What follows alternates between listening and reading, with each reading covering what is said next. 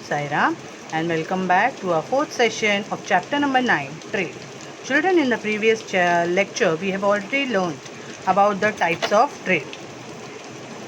The types of trade was divided into two parts on the basis of quantity of goods and on the basis of extent of trade region. On the basis of quantity of goods, we have learned that it is wholesale trade and retail trade. Okay, while on the basis of extent of trade region, we have learned about the domestic or international trade. In the domestic trade, we have learned about what is domestic trade. Now let's learn about the international trade, or which is also called as external trade. What is international trade? Here we'll learn the trade between two or more countries. That is called as international trade. Now, the procedure of international trade is not very easy like the domestic trade. It is very much complex. There are many formalities to be completed to have the trade relationship with two or more countries. Okay, why? Because there are many factors on which the trade is dependent upon. Which are the factors? The economy of the country where you are going to trade, which you are going to trade. Okay, the economy of the country, the government policy in that country, the markets, the laws, the judicial system, the currency, the language of that country. All this influences the trade in that country and the trade with us. Okay, now not only this, even the political relationship between two countries, okay, also influences the trade between them. Okay, if the political relationship between two countries is very good, then the trade also between that two countries will be very much good. So only you all must be knowing our Prime Minister Narendra Modi ji, he always either invites some countries ministers over here, or he goes to some countries and give a visit to that country. Why is he going there? Is he going on a summer vacation over there? No. For what he is going? He is trying to maintain a good relationship with the other countries, so that because of that good relationship, what happens? The trade will not be affected. For that reason, he always tries to maintain a good political relationship with the other countries. If the relationship is not good, for example, take India and Pakistan. Okay, you know the political relationship between India and Pakistan, how is it? Okay, that also influences the trade between India and Pakistan.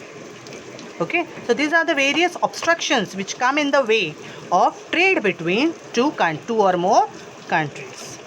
Understood, children? Let's continue. Now these are the two organizations. Okay, the headquarters of ASEAN and head office of World Trade Organization. These are the two pictures which are there in your textbook also, children. Okay, this organization help out to overcome the various factors which come in the way of trade. Okay, let's learn in detail about them also. Sometimes what happens, there are various obstacles in the way of trading. Okay, because of the obstacles, what happens? The mutual relationship is also affected by that. What happens actually? Many of the countries have their own ways, have their own rules and regulations of trading in their country. Okay, and just because of these obstacles which are put up by the countries, what happens? The mutual relationship between the two countries can also be affected by that. Okay, for this not to affect, there are various organizations put up nowadays. Okay, there are various organizations which come in the way of these obstacles. To smoothen and justify the process of trade between two countries of different economic standing. Now, what is the work of this organization? To make the trading facility smooth and to justify between the various laws between them. These organizations are put up. Some international economic organizations also are formed. We are going to learn about this organization in detail. This organization work towards the facilitation and growth of international trade. Now, what is the work of this organization? To facilitate and to grow the international trade. That is the main work of this organization. So let's learn in detail about this organization through this table over here. Yes, children, you are having this table in your textbook also. Just we'll go fast through this organization. Firstly, we have the World Trade Organization. In short, we call it as WTO. You can see the logo over here, and we can also see the number of member states. That means which are the countries which are a part of this organization. How many countries are there? 164 countries. Okay, and the logo you can see over here. Now, where is this organization? In Geneva, Switzerland. Okay, now what is the aim of this organization? To provide a platform for negotiation in international trade. For negotiating, okay, a platform is provided for the traders. To handle the difference related to trade. If any difference is there in the trade, any problems are faced in the trade, to handle that problems, this organization is set up. Then to monitor the trade policies of member states. Okay, whatever trade policies are there, this I just now I told you, there are different policies of different countries regarding trade. Just to handle them very nicely, this organization is set up. Providing technological assistance, okay, for the developing countries. At times what happens? Developing countries don't have that assessment. That means nobody is there to assist them. Okay, so World Trade Organization tries to assist such countries, such developing countries. For example, take India. India is also a developing country. Let's go on to the next. That is the European Union, which is also in short written as EU. Okay, now how many number of member states are here? 28. What is the logo? You can see the logo over here. It is blue color with the stars in it. Okay, it is European Union. And which country it is? Brussels, Belgium. What is the aim of this organization? To establish an integrated market among member nations in Europe. Okay, to establish the integrated market. Free flow of goods, service, capitals inside Europe. Okay, then custom duties have been cancelled on exchange of goods within members. Okay, you all must be knowing for trading, custom duties are also very essential. These are cancelled over here. Common euro, that is currency, is established. Okay, so this is the aim and function of European Union. Next is Organization of Petroleum Exporting Countries, that is OPEC. Which how many member states are here? 13. You can see the logo also. Next is which country this is? Vienna.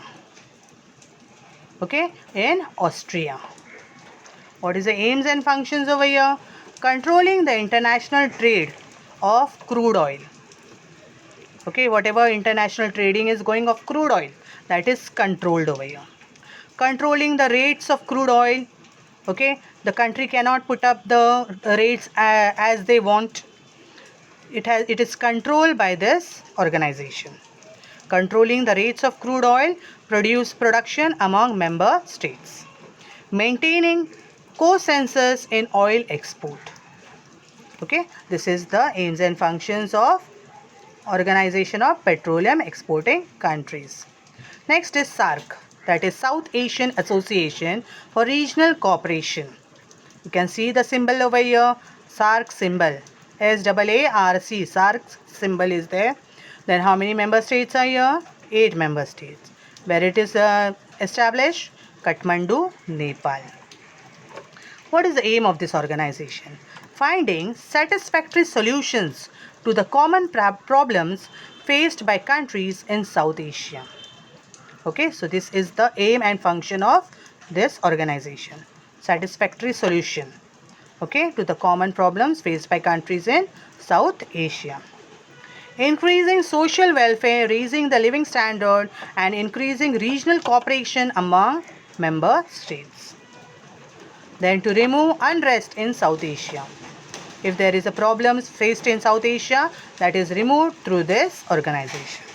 That is the main aim and function. Next is Association of Southeast Asian Nation, that is ASEAN.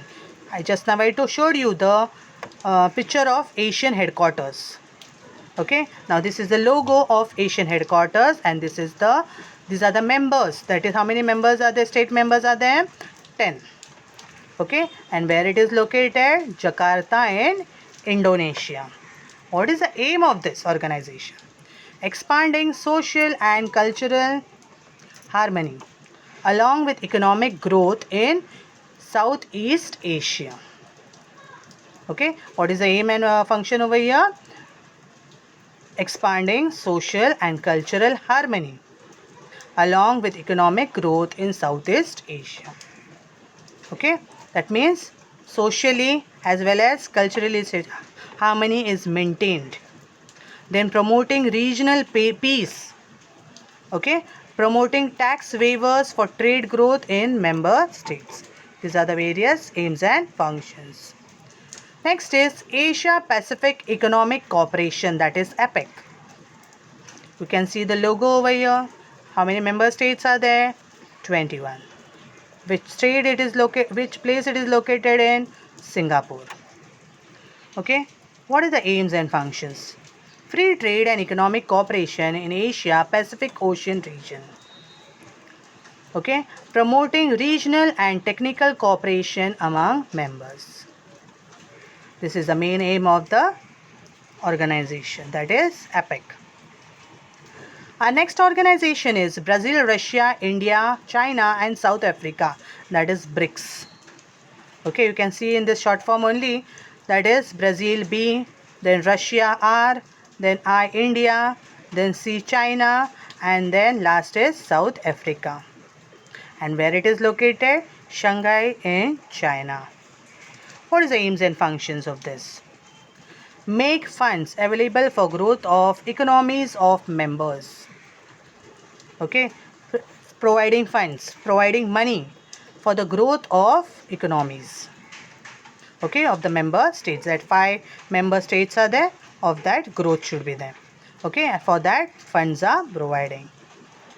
Enhancing mutual economic cooperation, strengthening economic security. Okay, so these are the various functions of this various organization in this table. Understood, children? I hope you all have understood till here. Okay. The nextly, till here you all have understood. Just answer some of my question if you all have understood. Classify the trade taking place between following regions.